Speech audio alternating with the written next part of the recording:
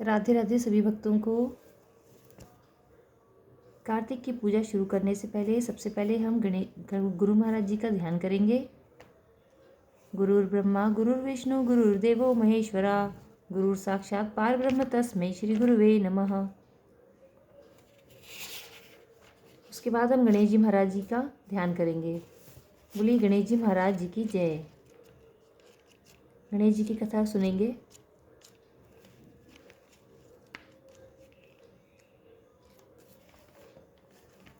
एक बार गणेश जी महाराज जी चुटकी में चावल कुलिया में दूध लिए फिर रहे थे। कोई मेरी खीर बना दे, कोई न बनावे, जरा से दूध चावल की कैसे खीर बने। एक बुढ़िया थी, बोली ला बेटा मैं बना दूं। बुढ़िया बाहर जाने लगी तो बोले कहाँ जा रही है। बेटा बर्तन मांग के लाऊं। बोले देख तेरे घर में अंदर देखा, दूध का टोकना भरा है, चावल की परात भरी है। चूल्हा जला के खीर बनाई, खीर निकलने लगी। बहू ने कटोरा भर के किवाड़ के पीछे विनायक बाबा का छींटा लगा के खा ली।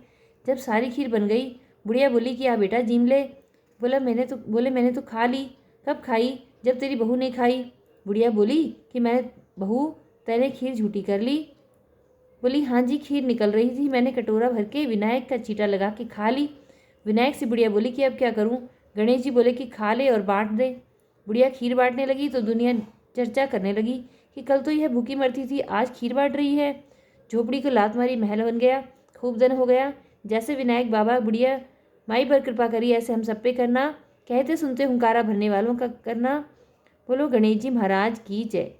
कहानी सुनते समय हुंकारा जरूर भरें, इसी से आपकी कथा श्रवण का फल मिलता है।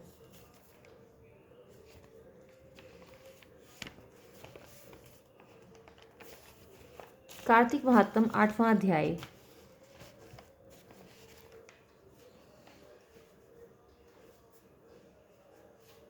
राजन, अब मैं कार्तिक व्रत के अनुष्ठान में लगे हुए पुरुष के उत्तम उद्यापन विधि का संक्षेप में वर्णन करता हूँ।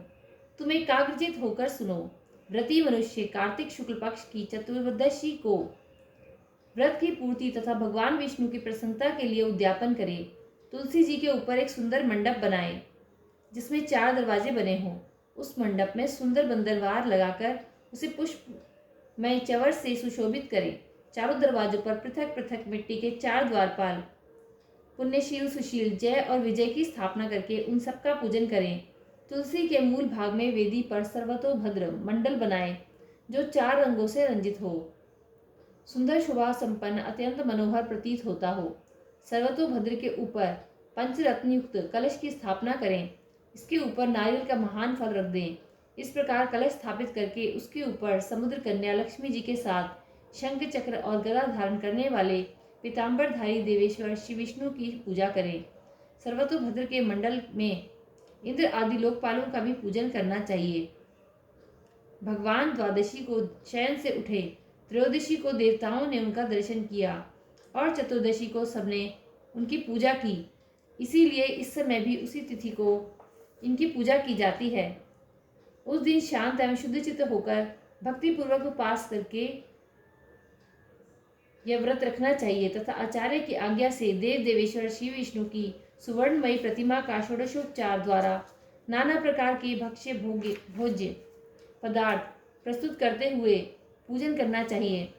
रात्रि में गीत और वाद्य आदि मांगलिक उत्सव के साथ भगवान के समीप जागरण करना चाहिए। जो भगवान विष्णु के समीप जागरण करते हैं, जागरण काल में भक्तिपूर्वक गान करते हैं, वे 100 जन्मों की पाप राशि से मुक्त हो जाते हैं। रात्रि जागरण के पश्चात पूर्णिमा की प्रातः काल अपनी शक्ति के अनुसार 30 ब्राह्मणों को या एक सपत्नीक ब्राह्मण को भोजन के लिए निमंत्रित करें। उस दिन किया हुआ दान, होम और जप अक्षय फल देने वाला माना गया है। अतः व्रती पुरुष खीर आदि के द्वारा ब्राह्मणों को भली भांति भोजन कराए। अतो देवाः या आदि 2 मंत्रों से देव भगवान विष्णु तथा अन्य देवताओं की प्रसन्नता के लिए पृथक पृथक तिल और खीर की आहुति छोड़े। फिर यथाशक्ति दक्षिणा दे उन्हें प्रणाम करें। इसके बाद भगवान विष्णु, देवगण तथा तुलसी का पुनः पूजन करें। प्रतिदिन भगवान के पूजन से संपूर्ण मेरे मनोरथ संपूर्ण हो और इस देह का अंत होने पर मैं अत्यंत दुर्लभ वैकुंठ धाम को प्राप्त करूं। इस प्रकार क्षमा याचना करके ब्राह्मणों को प्रसन्न करने के पश्चात उन्हें विदा करें और गौ सहित भगवान विष्णु की सुवर्णमयी प्रतिमा आचार्य को दान कर दें। तत्पश्चात भक्त पुरुष सुहृदयों और गुरुजनों के साथ स्वयं भी भोजन करे। कार्तिक हो या माघ, उसके लिए ऐसी ही विधि बताई गई है। जो मनुष्य इस प्रकार कार्तिक के उत्तम व्रत का पालन करता है, वह निष्पाप एवं मुक्त होकर भगवान विष्णु की समीपता प्राप्त करता है। संपूर्ण व्रतों, तीर्थों और दानों से जो फल मिलता है, वह इस कार्तिक व्रत का विधि पूर्वक पालन करने से करोड़ गुना होकर मिलता है। कार्तिक महात्म 8वां अध्याय संपूर्ण।